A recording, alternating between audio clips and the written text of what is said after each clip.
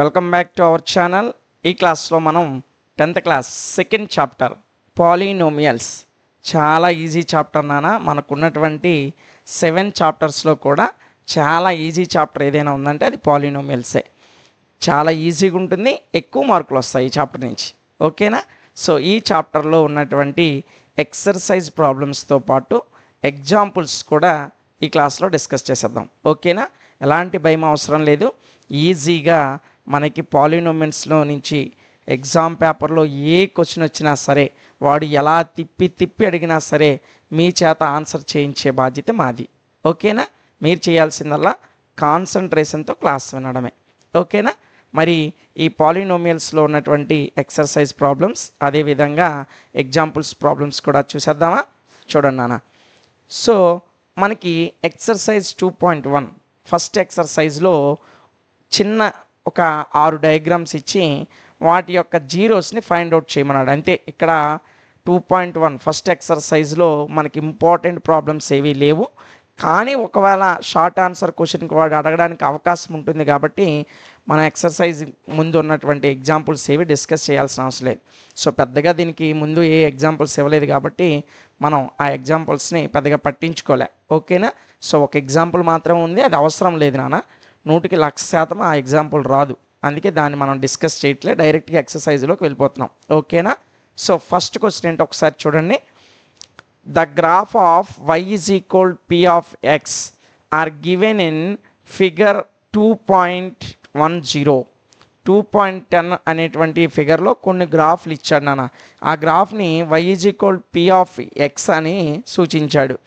అయితే మనల్ని ఏం చెప్పబడినాడంటే for some polynomial p of x, ఏదైనా ఒక పాలినోమియల్ p of xకి find the number of zeros of p of x in each case. ప్రతి సందర్భంలో కూడా p of xకి ఎన్ని జీరోస్ ఉన్నాయో ఫైండ్ అవుట్ చేయమన్నాడు. సో లెక్క చూస్తే మనకు కొండంత ఉంది, కానీ ఆన్సర్ గోరంత కూడా ఉండదు నాన్న. చాలా ఈజీ. ఇలా ఎప్పుడైనా ఒక డయాగ్రామ్ ఇచ్చి దాని జీరోస్ అడిగాడు అనుకోండి, చాలా ఈజీ. సో ఏంటి సార్ అంత ఈజీ అనేస్తున్నారు, లెక్క అంత పెద్దది ఉంది అని మీరు వర్రీ అవ్వాల్సిన అవసరం లేదు. సో మనకి గీసినటువంటి గ్రాఫ్ మీద, అంటే ఇది ఎక్స్ యాక్సిస్ మీ అందరికీ తెలుసు, ఈ స్ట్రైట్గా ఉన్నది వై యాక్సిస్ అని మీ అందరికి తెలుసు. ఆ 2 యాక్సిస్ కాకుండా మిగతా రిమైనింగ్ కర్వ్ కానీ స్ట్రైట్ లైన్ కానీ ఏదైనా సరే అది ఎక్స్ యాక్సిస్ని, ఈ ఎక్స్ యాక్సిస్ ఏదైతే ఉందో ఈ ఎక్స్ యాక్సిస్ని ఎన్నిసార్లు టచ్ చేస్తే అన్ని జీరోస్ ఆ పాలినోమియల్కి ఉన్నట్లు. సో ఇక్కడ చూడండి, ఈ ఫస్ట్ ఫిగర్ని మీరు జాగ్రత్తగా అబ్జర్వ్ చేసినట్లయితే మనకి ఇలా ప్యారలల్ లైన్, ఎక్స్ యాక్సిస్కి ఒక ప్యారలల్ లైన్ ఇచ్చాడు. సో ఇది ఎక్స్ యాక్సిస్ని ఎక్కడైనా టచ్ చేసిందా? లేదు. కాబట్టి నెంబర్ ఆఫ్ జీరోస్ ఎన్ని నాన్న? 0. దీనికి ఎలాంటి జీరోస్ ఉండవు. సో మీరు 1 అని పెట్టి నో జీరోస్, దీనికి ఎలాంటి జీరోస్ అనేవి లేవు, నో జీరోస్. ఓకేనా? సో ఫస్ట్కి ఎక్కడ ఎక్స్ యాక్సిస్ని టచ్ చేయలేదు కాబట్టి ఎలాంటి జీరోస్ ఉండవు దీనికి. ఇప్పుడు ఈ రెండో ఫిగర్ చూడండి నాన్న. సో ఈ కర్వ్ అనేది ఎక్స్ యాక్సిస్ని ఒక్కసారి మాత్రమే, ఇదిగోండి ఇక్కడ ఒక్కసారి మాత్రమే టచ్ చేసింది కాబట్టి నెంబర్ ఆఫ్ జీరోస్ ఎన్ని? 1. సో సెకండ్ అని పెట్టి number of zeros, number of zeros is equal to 1. ఎన్ని జీరోస్ ఉన్నాయి నాన్న? 1 జీరో మాత్రం ఉంది. ఇప్పుడు ఈ థర్డ్ ఫిగర్ చూడండి. ఈ కర్వ్ ఎక్స్ యాక్సిస్ని ఎన్నిసార్లు టచ్ చేసిందో చూద్దాం. ఇదిగోండి ఫస్ట్ టైం ఇక్కడ టచ్ చేసింది, అదేవిధంగా ఇదిగోండి మరలా ఇక్కడ టచ్ చేసింది, ఇదిగోండి మరలా ఇక్కడ టచ్ చేసింది. ఎన్నిసార్లు టచ్ చేసింది నాన్న? 3 టైమ్స్ టచ్ చేసింది. కాబట్టి ఇక్కడ పాలినోమియల్కి ఎన్ని జీరోస్ ఉంటాయంటే 3 జీరోస్ ఉంటాయి నాన్న. సో క్వశ్చన్ నెంబర్ 3 అనేసి number of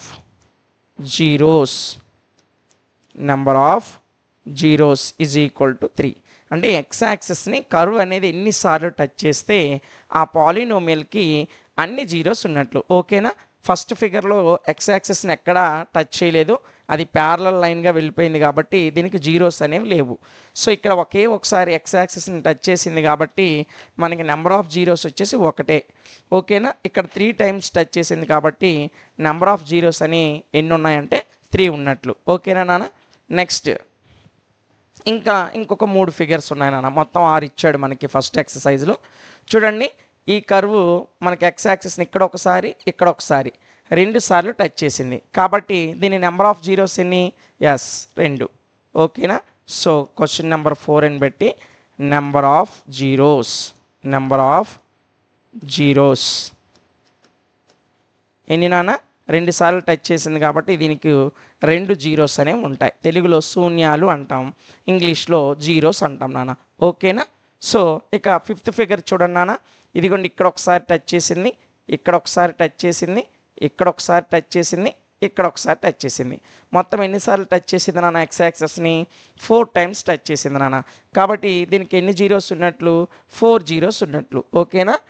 so question number 5 అని రాసి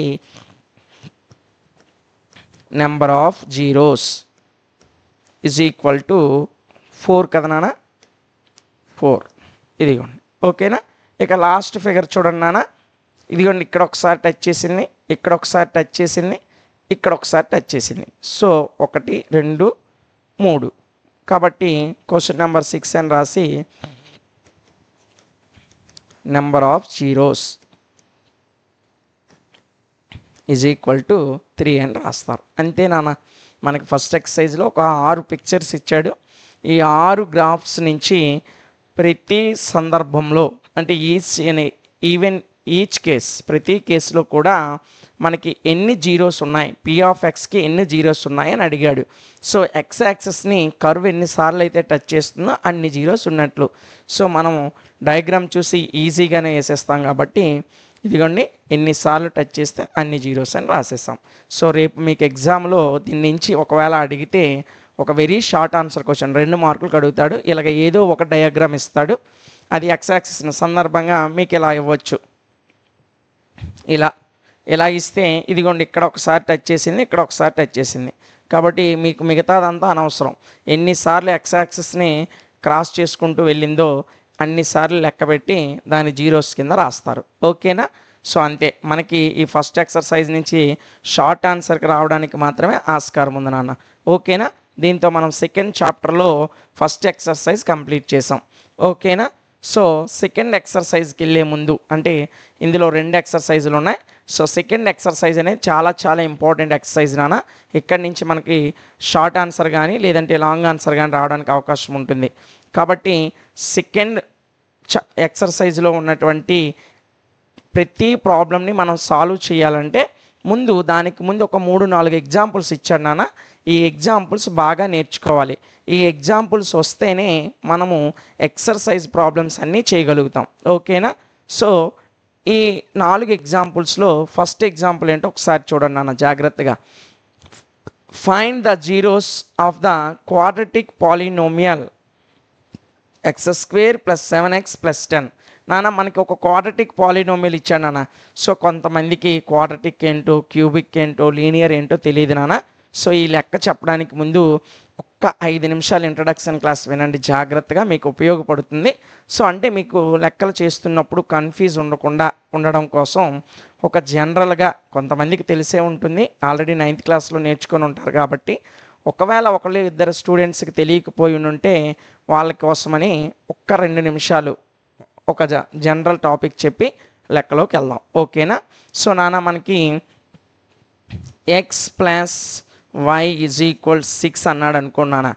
ఇక్కడ ఎలాంటి స్క్వేర్లు కానీ క్యూబులు కానీ ఉన్నాయా? లేవు. ఎలాంటి స్క్వేర్లు క్యూబ్లు లేకుండా కేవలం వేరియబుల్స్ అనేవి పవర్స్ మీద 1 మాత్రమే ఉంది. అంటే వీటి మీద ఏమి లేదంటే 1 ఉన్నట్టు నాన్న పవర్. సో ఇలా పవర్ 1 ఉంటే ఆ పాలినోమియల్ని మనం లీనియర్ పాలినోమియల్ అంటాం. ఏమంటాం నాన్న? లీనియర్ పాలినోమియల్ అంటాం నాన్న. ఓకేనా? అలా కాకుండా x² + x + 6 = 0 అన్నా నాన్న. ఇప్పుడు ఇందులో హైయెస్ట్ స్క్వేర్ ఉంది చూడండి, హైయెస్ట్ 2 ఉందా లేదా పవర్, దీన్ని స్క్వేర్ అని పలుకుతాం నాన్న. సో ఇచ్చినటువంటి ఈక్వేషన్లో వేరియబుల్ మీద హైయెస్ట్ పవర్ 2 ఉన్నట్లయితే, అంటే 2 కన్నా ఇంకెక్కువ ఏది లేదు కదా, సో హైయెస్ట్ స్క్వేర్ మాత్రమే ఉన్నట్లయితే దాన్ని మనం క్వాడ్రటిక్ పాలినోమియల్ అంటాం.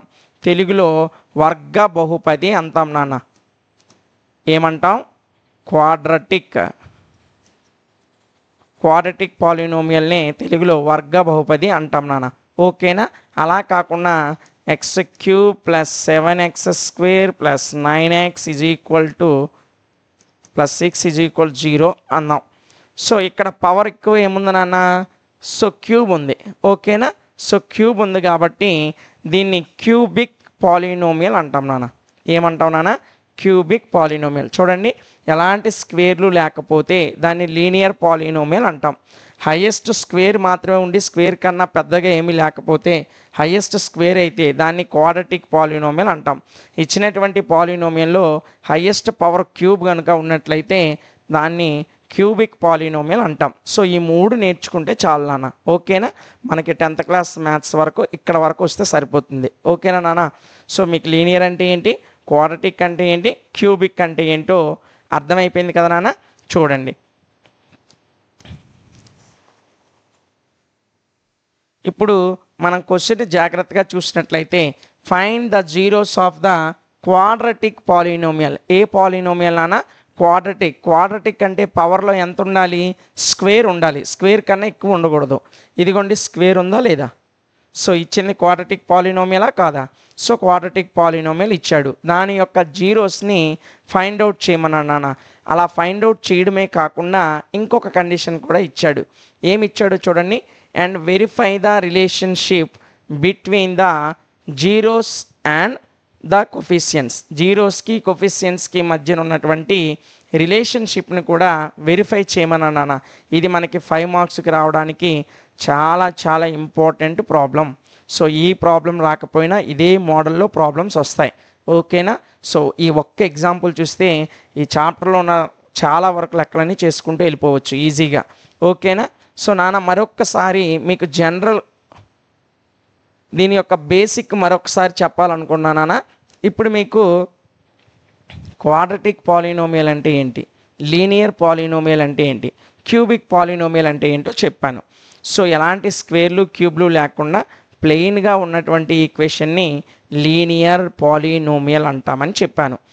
ఒక పాలినోమియల్ యొక్క వేరియబుల్స్ మీద పవర్ స్క్వేర్ కన్నా ఎక్కువ ఏదీ లేకుండా స్క్వేర్ మాత్రమే ఎక్కువగా అంటే హైయెస్ట్ పవర్ స్క్వేర్ మాత్రమే ఉంటే ఆ పాలినోమియల్ని క్వాడ్రాటిక్ పాలినోమియల్ అంటామని చెప్పుకున్నాం. ఒకవేళ ఇచ్చినటువంటి పాలినోమియల్స్లో హైయెస్ట్ పవర్ అనేది క్యూబ్గా ఉంటే దాన్ని మనం క్యూబిక్ పాలినోమియల్ అంటామని నేర్చుకున్నాం. 3 పాయింట్స్. సో ఇక్కడ మనకు డౌట్ లేదు. అయితే నాన్న వాడు ఏమన్నాడు చూడండి, relationship between the zeros and coefficients. జీరోస్కి కొఫిషియన్స్కి మధ్యన ఉన్నటువంటి రిలేషన్షిప్ని వెరిఫై చేయమన్నాడు. అయితే మనకి జీరోస్ అంటే ఏంటో తెలియాలి, కొఫిషియన్స్ అంటే ఏంటో తెలియాలి. ఓకేనా నాన్న? సో అది నేర్చుకోవడానికి ఒక 2 నిమిషాలు ఒక జనరల్ బేసిక్ ఇన్ఫర్మేషన్ ఇచ్చి నేను లెక్కలోకి వెళ్తాను. ఓకేనా? ఒక్కసారి చూడండి నాన్న. నేను ఒక బేసిక్ ఈక్వేషన్ తీసుకున్నాను నాన్న. ax² plus bx plus c = 0. ఏంటన్నా? ax² plus bx plus c = 0 అనేటువంటి ఒక బేసిక్ క్వాడ్రాటిక్ ఈక్వేషన్ తీసుకున్నా. ఇందులో ఇది x² టర్ము, ఇది x టర్ము, ఇదేమో c అంటే కాన్స్టెంట్ టర్మ్ నాన్న. ఈ x² ముందునున్నటువంటి డిజిట్ అంటే x² కాకుండా దాన్ని మల్టిప్లై చేస్తున్నది మొత్తము భాగాన్ని దాని యొక్క కొఫిషియంట్ అంటాం. ఓకేనా? కొఫిషియంట్ని తెలుగులో గుణకము అంటాం. గుణకము అంటే గుణించేది. కొఫిషియంట్ అంటే which number is multiply the whole number is called coefficient. A number అయితే ఇచ్చినటువంటి టర్మ్లో అంటే ఇచ్చినటువంటి పదంలో ఆ నెంబర్ కాకుండా మిగతా దాన్ని గుణిస్తున్న భాగం మొత్తం కూడా దాని కొఫిషియంట్ అవుతుంది. ఇప్పుడు 9xy అని చెప్పాను నాన్న నేను. ఇది ఒక టర్మ్ 9xy. ఇందులో ఎక్స్ యొక్క కొఫిషియంట్ ఏది అంటే కేవలం 9 మాత్రమే కాదు, y కూడా దాని కొఫిషియంటే అవుతాయి. సో ఎక్స్ యొక్క కొఫిషియంట్ అంటే 9y అని చెప్పాలి నాన్న. ఏమని చెప్పాలి అంటే ఎక్స్ కాకుండా మిగతా దాన్ని గుణిస్తున్న మొత్తము దాన్ని మల్టిప్లై చేస్తున్న మొత్తం టర్మ్ని దాని యొక్క కొఫిషియంట్ అంటాం. అంటే ఎక్స్ యొక్క కొఫిషియంట్ 9y, అదే y యొక్క కొఫిషియంట్ అంటే 9x, 9 యొక్క కొఫిషియంట్ అంటే xy. అంటే అది కాకుండా రిమైనింగ్ మిగతా పార్ట్ అంతా దాని కొఫిషియంట్ అవుతుంది. ఓకేనా? క్లారిటీ వచ్చిందా నాన్న? ఇది కొఫిషియంట్ నాన్న. ఇప్పుడు రిలేషన్షిప్ అన్నాడు. జీరోస్ యొక్క రిలేషన్షిప్ అంటే ఏంటంటే సమ్ ఆఫ్ జీరోస్ యొక్క మొత్తము. సో రెండు జీరోస్ క్వాడ్రాటిక్ ఈక్వేషన్ మీద హైయెస్ట్ పవర్ ఎంత? స్క్వేర్ కదా, అంటే దానికి రెండు జీరోస్ మాత్రమే వస్తాయి. అంటే ఆ రెండు జీరోస్ ఒకటి ఆల్ఫా ఇంకొకటి బీటా అనుకున్నాం అనుకో, సమ్ అన్నాం కదా, సమ్ అంటే కలపడం. సో రెండు జీరోస్ యొక్క మొత్తానికి ఫార్ములా ఏంటంటే -b/a నాన్న. ఏం నాన్న ఫార్ములా? ఇది మీ టెక్స్ట్ బుక్లో ఎగ్జాంపుల్ లెక్క కింద వివరించాడు. ఓకే, ఎక్సర్సైజ్ దగ్గర వీటి గురించి మీకు ఉండదు, అందుకే ఎగ్జాంపుల్స్ కూడా నేర్చుకోవాలి. ఓకేనా? రేపు మీ స్కూల్లో సార్ చెప్పినా చెప్పకపోయినా ఎగ్జాంపుల్ లెక్కలో కంపల్సరిగా ఈ రిలేషన్షిప్ గురించి వాడు మనకు డీటెయిల్గా ఇచ్చాడు. లాస్ట్ 10 years ప్రీవియస్ పేపర్స్ తీసుకొని మీరు చెక్ చేస్తే ఈ మోడల్ నుంచి క్వశ్చన్ లేకుండా లేదు మనకి క్వశ్చన్ పేపర్. ఓకేనా? పాలినోమియల్స్లో ఈ మోడల్ చాలా చాలా ఇంపార్టెంట్. రిలేషన్షిప్ జీరోస్కి కొఫిషియంట్కి మధ్యన ఉన్నటువంటి రిలేషన్షిప్ అనేది మనకు చాలా ఇంపార్టెంట్ అన్న. So some of the zeros, ఒకవేళ ఒక క్వాడ్రాటిక్ ఈక్వేషన్ యొక్క లేదా ఒక క్వాడ్రాటిక్ పాలినోమియల్ యొక్క జీరోస్ ఆల్ఫా బీటా అనుకుంటే ఆ రెండిట్లో మొత్తాన్ని మనం ఫార్ములా ఏం చెప్పాం? -b/a. సార్ b/a అంటే ఏంటంటే ఇదిగోండి, x² యొక్క కొఫిషియంట్ a, ఎక్స్ టర్మ్ యొక్క coefficient b, constant term c. అంటే b అంటే ఏ కొఫిషియంట్ నానా? x coefficient. So -x coefficient by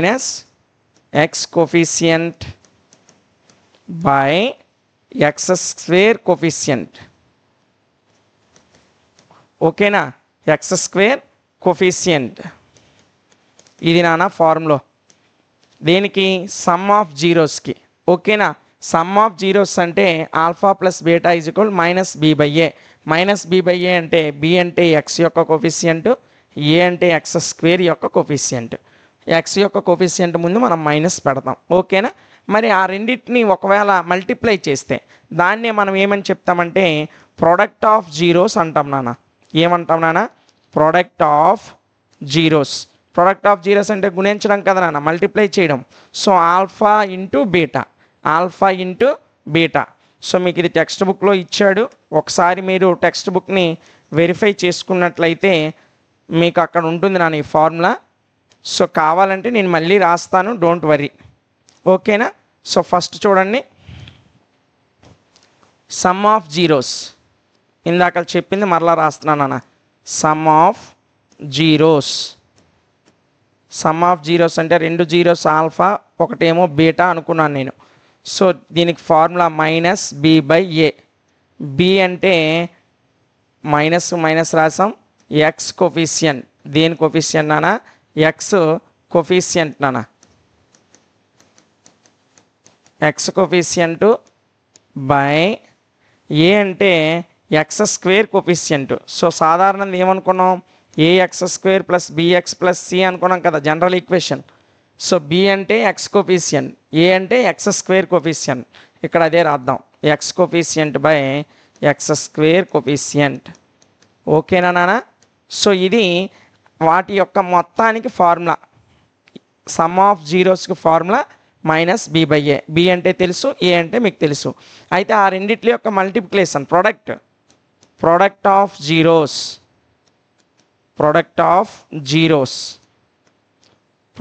zeros అంటే ఆ రెండింటిని గుణించడం కదా నాన్న. సో దీనికి ఫార్ములా c/a. ఫార్ములా ఏంటి నాన్న? c/a. c అంటే ఏమని చెప్పాను? కాన్స్టెంట్ టర్మ్ నాన్న. సో కాన్స్టెంట్ టర్మ్ బై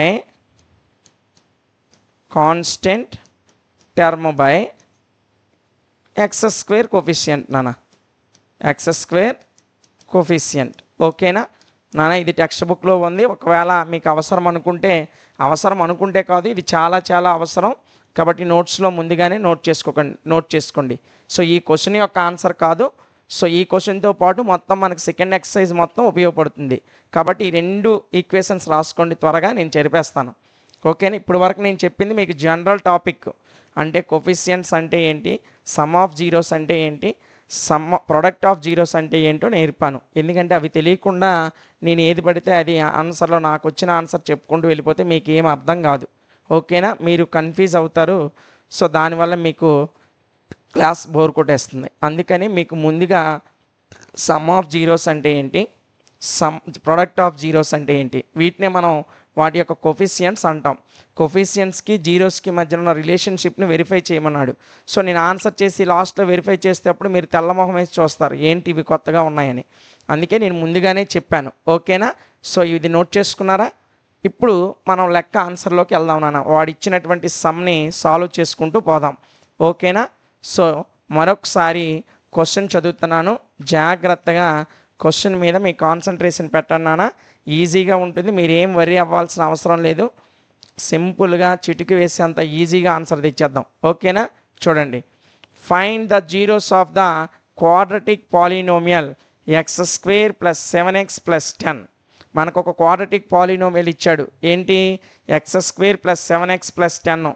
ముందు అది రాసేద్దాం నాన్న. సొల్యూషన్ రాసేటప్పుడు సొల్యూషన్ అంటే సొల్యూషన్, ఆన్సర్ అంటే ఆన్సర్, మీరు ఏది రాసుకున్నా పర్వాలేదు. ఓకేనా? సో నేను ఆన్సర్ రాస్తున్నప్పుడు నేనేం రాస్తానంటే ఫస్ట్ గివెన్ క్వాడ్రటిక్ పాలినోమియల్ అని చెప్పి వాడు ఇచ్చింది రాసేస్తున్నాను నాన్న. గివెన్ పాలినోమియల్ ఇచ్చినటువంటి ఎల్లోలో ఉందా ఒకసారి చూడండి నాన్న. వాడు ఇచ్చిన పాలినోమియల్ రాసేస్తున్నాను. గివెన్ పాలినోమియల్ ఇచ్చినటువంటి బహుపది అంటాం తెలుగులో. ఎవరైనా తెలుగు మీడియం వాళ్ళు ఉంటే తెలుగు వర్డ్స్ కూడా చెప్తూ ఉంటాను, నన్ను ఫాలో అయిపోండి. ఓకేనా? గివెన్ పాలినోమియల్ ఇచ్చిన పాలినోమియల్ ఏంటి నాన్న? x² + 7x + 10 నాన్న. ఇది వాడిచ్చిన పాలినోమియల్.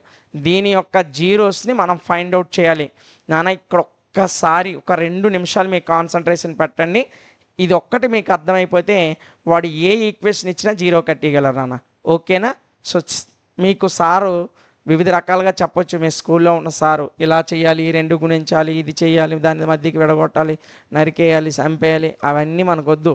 సింపుల్గా ఒక పాలినోమియల్ ఇచ్చేటప్పుడు దానికి జీరోస్ ఎలా ఫైండ్ అవుట్ చేస్తాం ఒక చిన్న కథ రూపంలో చెప్తా, నీకు జీవితాంతం గుర్తుండిపోద్ది, ఎప్పటికీ మర్చిపోలేవు. ఓకేనా?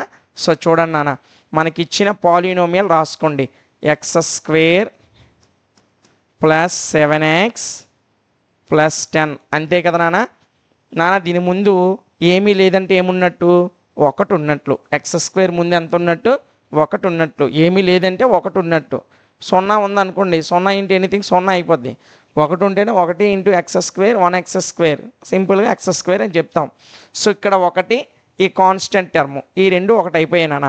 1 × 10 ఎంత నాన్న? 10. సో మధ్యలో మనకు 7x ఉంది చూసారు, దాన్ని విడగొట్టుకుంటాం 2 భాగాలుగా. ఎందుకంటే మనోడికి 2 పిల్లలు ఉన్నారు అనుకుందాం. సో 2 పిల్లలకి వచ్చిన జీతాన్ని సమానంగా పంచాలి కదా. పంచాలంటే వాడికి వచ్చింది 7x జీతం వచ్చింది, కానీ వాడు 10 భాగాలుగా పంచుకోవాలి. సో 7ని 10 అవ్వలేదు కదా. సో ఏం చేస్తాం?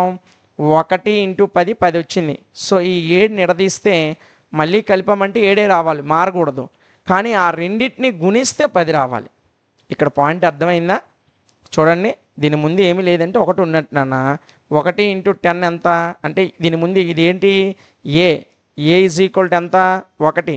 x ముందు ఉన్నది ఏంటి? ఇప్పుడు ఇదంతా ఇందాక చెప్పుకున్నాం కదా, ax² + bx + c రూపంలో ఉంది. x² ముందు ఏముంది? ఇక్కడ ఏ ఉంది. దీని ముందు ఏం లేదు అంటే ఎంత ఉన్నట్టు? 1 ఉన్నట్టు. అంటే ఏ విలువ ఎంత? 1. అర్థమైందా? ఎక్స్కి ముందు ఎంత ఉంది? b. ఇక్కడ ఎక్స్కి ముందు ఎంత ఉంది? 7. అంటే b విలువ ఎంత? 7. c అంటే కాన్స్టెంట్ టర్మ్, ఇక్కడ c అంటే కాన్స్టెంట్ టర్మ్ ఎంత? 10. ఇది గుర్తుపెట్టుకోండి జాగ్రత్తగా. ఈ ఈక్వేషన్ని ax² + bx + c అనే ఈక్వేషన్ని గుర్తుపెట్టుకోండి. ఓకేనా? చూడండి నాన్న, ఇప్పుడు మనకి AC = అంటే ఏని సిని గుణించాం. ఈ రెండింటిని ఏని సిని గుణిస్తే 1 × 10 రెండింటిని మల్టిప్లై చేస్తే మనకు 10 వచ్చింది. ఓకేనా? సో ఇప్పుడు ఈ 7ని విడదీద్దాం. 7ని ఎలా విడదీద్దాం? 1 + 6 2 కలిపితే 7 అవుతాయా? అవుతాయి. అదే 2 గుణించండి, 1 × 6 చేయండి, 6 అవుతుంది. 10 అవుతుందా? అవ్వలేదు. సో 3 + 4 కలిపితే 7 వస్తుందా లేదా? వస్తుంది, ప్రాబ్లం లేదు. కానీ 3 × 4 ఎంత వస్తుంది? 12 వస్తుంది. అంటే 10 కన్నా ఎక్కువ అయిపోతుంది. ఇంకా దీన్ని ఎలా విడగొట్టచ్చు? 2 + 5గా విడగొట్టచ్చు.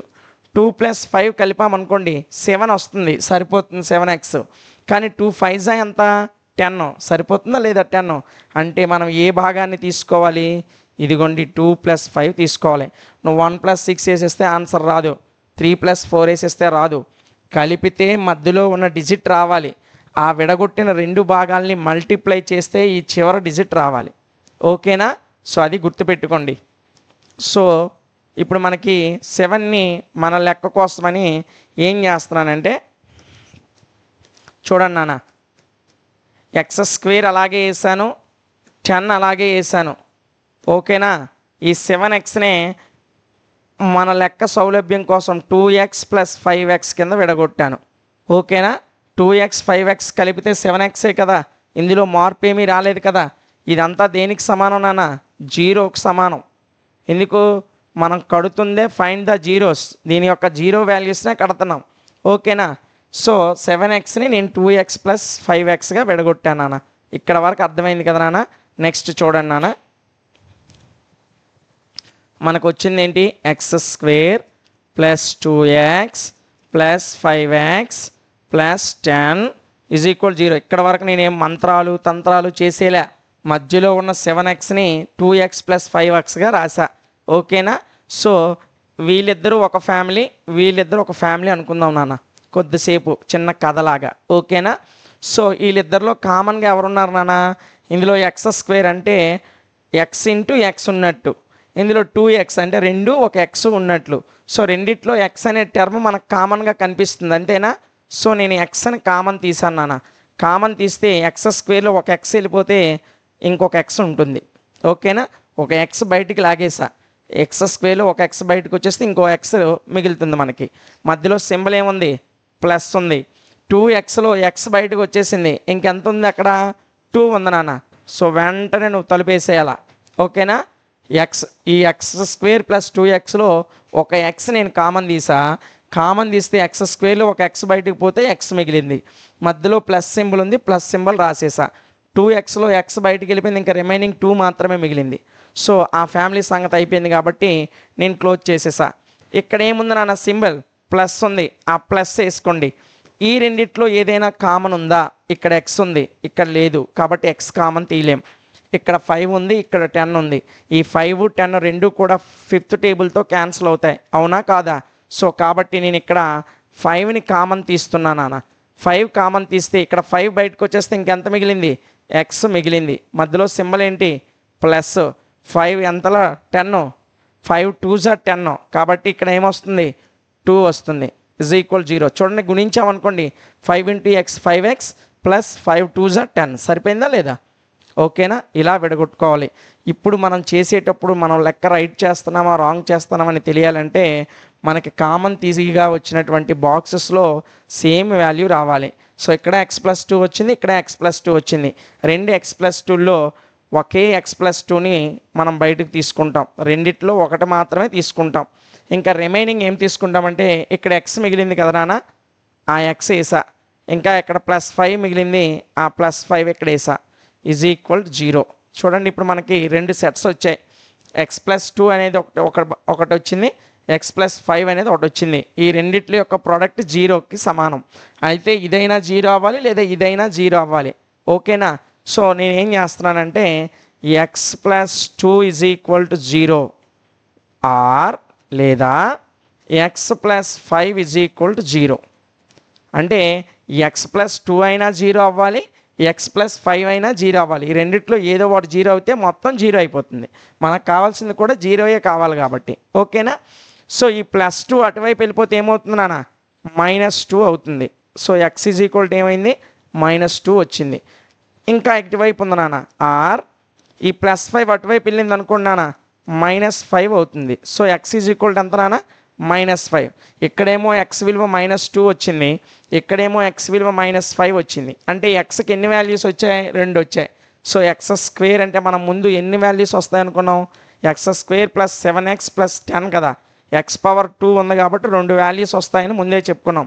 ఇదిగోండి xకి 2 వాల్యూస్ వచ్చాయి. ఇదేమో -2, ఇదేమో -5. అంటే వాడు ఇచ్చినటువంటి ఈక్వేషన్లో -2 వేసినా మొత్తం ఈక్వేషన్ 0 అవుతుంది, లేదా -5 వేసినా మొత్తం ఈక్వేషన్ అనేది 0 అవుతుంది. ఓకేనా? therefore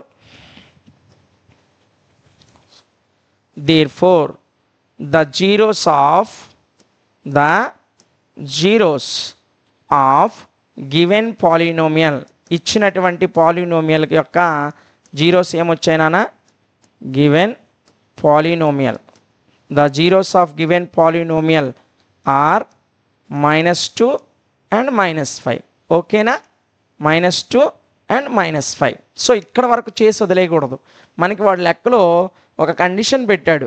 ఏం పెట్టాడు? Verify the relationship between the జీరోస్కి కొఫిషియంట్స్కి మధ్యన ఉన్నటువంటి రిలేషన్షిప్ని వెరిఫై చేయమన్నాడు. సరిగ్గా ఉందో లేదో వెరిఫై చేయమన్నాడు. సో ఈ వెరిఫై కూడా చేస్తే ఈ లాంగ్ ఆన్సర్ క్వశ్చన్లో మనకు ఫుల్ మార్క్స్ పడతాయి. ఓకేనా? ఇక్కడ వరకు మీకు ఈజీగా వచ్చింది కదా నాన్న. నెక్స్ట్ చూడండి ఎలా వెరిఫై చేస్తానో. చూడండి, ఫస్ట్ రిలేషన్షిప్లు ఇందాకలే చెప్పాను. సమ్ ఆఫ్ ద జీరోస్ శూన్యాల మొత్తము అంటాం తెలుగులో. దీన్నే మనం alpha plus beta is equal to -b/a అని చెప్పా ఫార్ములా ఇందాకలే. ఓకేనా? ఆల్ఫా అనేది ఒక 0, బీటా అనేది ఒక 0. సో చూడండి, ఒక 0 -2 వచ్చింది, ప్లస్ ఇంకొక 0 ఏమో -5 వచ్చింది. ఈ రెండింటిని కలపాలి. Is equal to -b/a. -b/a అంటే చూడండి, ఇదే కదా b వాల్యూ, ఇది a, ఇది b, ఇది c. సో ఇదిగోండి, b వాల్యూ ఎంత వచ్చింది? 7. a వాల్యూ ఏమీ లేదంటే ఎటు ఉన్నట్టు? 1 ఉన్నట్లు. సో నేను ఇందాక ఇక్కడ అందుకే రాసా a = 1, b = 7, c = 10 అని ఇందాక రాసా. మీకు గుర్తుందో లేదో? a అంటే x² ముందున్నది, ఏమీ లేదంటే 1 ఉన్నట్లు. b అంటే x ముందున్న కొఫిషియంట్ 7, c అంటే ఈ కాన్స్టెంట్ x లేకుండా చివరిలో ఉన్నది c. So a1, b7, c10 వచ్చింది. ఓకేనా? సో ఇదే అక్కడ రాస్తాం. b/a అంటే ఏంటి? -x coefficient, -x coefficient, -x coefficient by x² coefficient. ఇది రాయాలి నాన్న, x² కోఫిషియంట్ అని రాయాలి. b అంటే x కోఫిషియంట్, a అంటే x² కోఫిషియంట్, అది రాయాలి. సో -2 -5 కలిపితే ఎంత నాన్న? -7. అంతేనా? రెండు మైనస్లే కాబట్టి ఏం ప్రాబ్లం లేదు, రెండింటిని కలిపేస్తే -7 వచ్చింది. ఓకే, మైనస్ b వాల్యూ ఎంత నాన్న? 7 బై ఏ వాల్యూ ఎంత నాన్న? 1. సో -7/1 అంటే ఎంత నాన్న ఆన్సరు? -7 కదా. సో -7 = -7 సరిపోయిందా లేదా? సమ్ ఆఫ్ జీరోస్ అనేది సరిపోయింది నాన్న. ఇంకొకటి వెరిఫై చేయాలి. అదేంటి? Product of zeros. Product of zeros అంటే మీకు ఆల్రెడీ చెప్పాను. ఏంటి? Alpha into beta is equal to c/a అని చెప్పాను. ఓకేనా? c/a. సో c అంటే ఏంటన్నా? c అంటే కాన్స్టెంట్ టర్మ్, c అంటే కాన్స్టెంట్ టర్మ్, తెలుగులో స్థిర పదము అంటాం. బై a అంటే x² యొక్క కోఫిషియంట్. ఓకేనా? x² యొక్క కోఫిషియంట్.